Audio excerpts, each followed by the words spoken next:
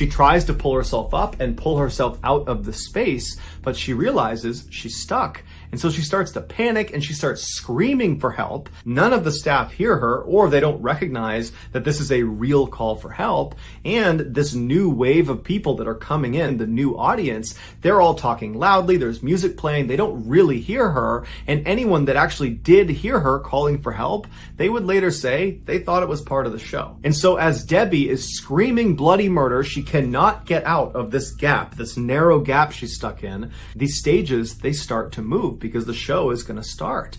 And because Debbie has nowhere to go, when the stage began to rotate, she got forcibly dragged and twisted and rolled, and her body began to contort, and bones started to break, and she was forced to continue moving through this narrow space because the stage was just going to keep on going until it reached its next position.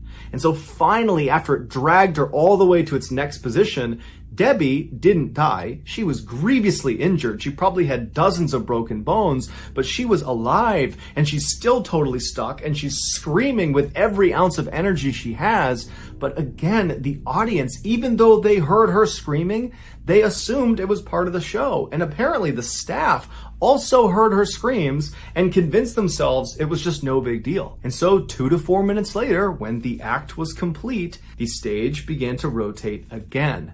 And so Debbie again is rolled and contorted and crushed and dragged and smashed and broken as the stage again rotates to its next position.